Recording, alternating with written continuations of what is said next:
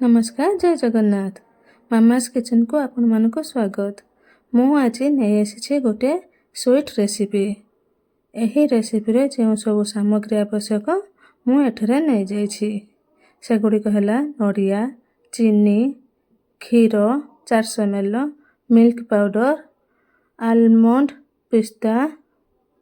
आपण आउ जो ड्राई फ्रूट्स पसंद आपण दे पारिबे। मु एठे पिस्ता आलमंड नहीं। आसंतु प्रस्तुत करिबा। प्रथमे गैस टी लगे नड़िया दुईटी को गरम करिबा। नड़िया दुईटी को गरम कले सहजरे तार ऊपर टाण चोपा बाहरी जिवो। आपण माने जदि आउ कोनोसी ट्रिक्स जानिथिबे मते कमेंट रे जणाइबे। देखंतु केते भलो भाबरे ऊपर टाण चोपा बाहरी जाइछि। वर्तमान गोटिए आलू छड़ा साहाय्य नड़ियार पतला ब्राउन कलर चोपा को छड़े नबा।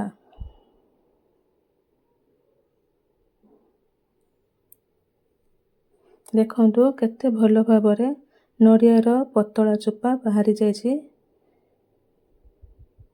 पूरा धड़ा देखा जाउछि। वर्तमान नड़िया को काटी नेबा। छोट छोट पीस करी काटी नेबा।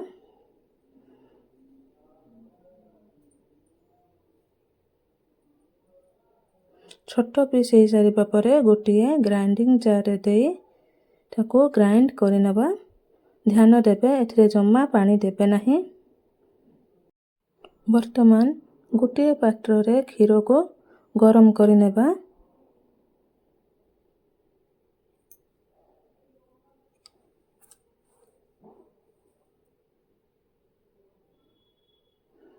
ग्राइंड करी रखिथिबा नड़िया गुंड गोटे बाउल ले देबा। स्वाद हिसाब रे चीनी देबा। ताको भलो भाबरे मिसेई नबा। मिसेई सारिबा परे एही समय रे आवश्यक हिसाब रे क्षीर देबा। आउ जहा क्षीर रहि जिवो ताको साइड रे रखिबा। वर्तमान मिल्क पाउडर मिसेइबा। मिल्क पाउडर को भलो भाबरे मिसेइबा। आवश्यक हेले रखिथिबा क्षीर सेथिरे देबा।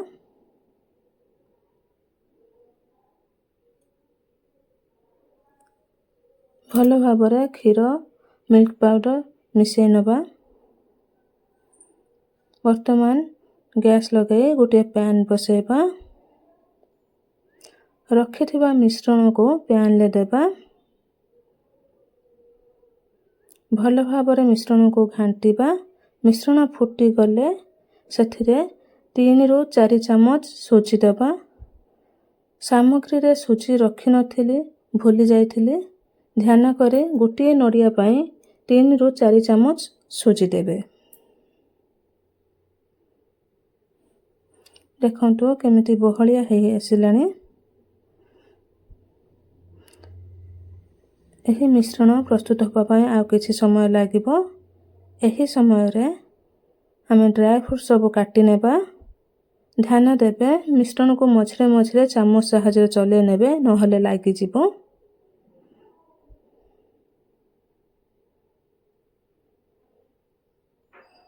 देखंतु केते भलो भाबरे बहलिया हेई आसिलानी।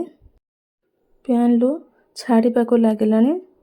सूजी हलवा परी बहलिया हेई गलानी। एही समय रे हमें गैस को ऑफ करि दबा। देखंतु केते भलो भाबरे हेई जाइछि। वर्तमान मु गोटिए प्लेन पेपर नै जाइछि।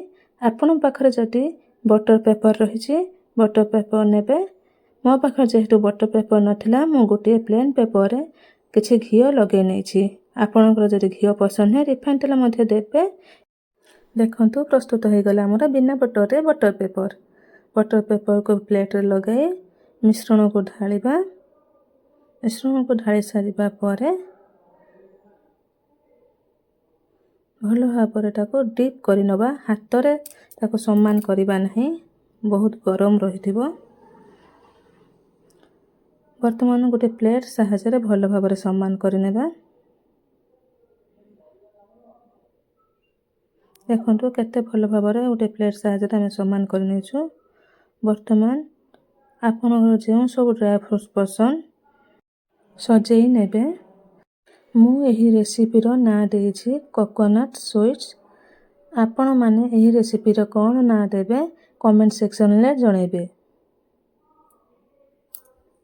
ଦେଖନ୍ତୁ ସବୁ ଡ୍ରାଏ ଫ୍ରୁଟ୍ସକୁ ଆମେ ସଜେଇ ନେଇଛୁ। ଏହି ସୁଇଟ୍ସ ପିଲାମାନଙ୍କର ଟିଫିନ୍ ବକ୍ସରେ ଦେବେ। ଦେଖିବେ ପିଲାମାନେ ବହୁତ ଖୁସିରେ ଖାଇବେ। ଘରକୁ ଗେଷ୍ଟ ଆସିଥିଲେ ମଧ୍ୟ କରିପାରିବେ।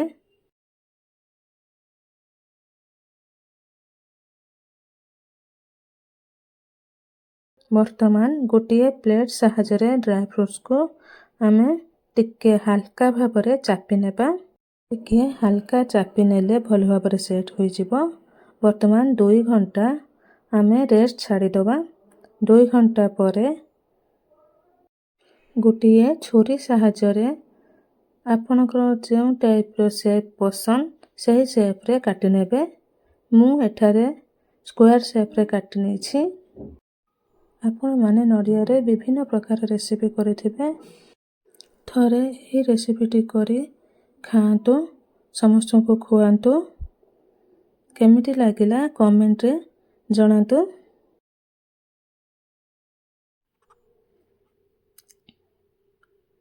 ବର୍ତ୍ତମାନ ପ୍ରସ୍ତୁତ ହୋଇଯାଇଛି ଆମର କୋକୋନଟ୍ ସୁଇଟ୍ସ।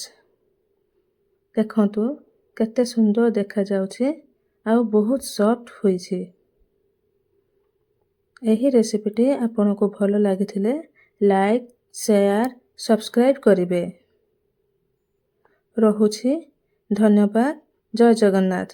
ପୁଣି ଦେଖା ହେବ ଆଉ ଗୋଟିଏ ନୂଆ ରେସିପିରେ।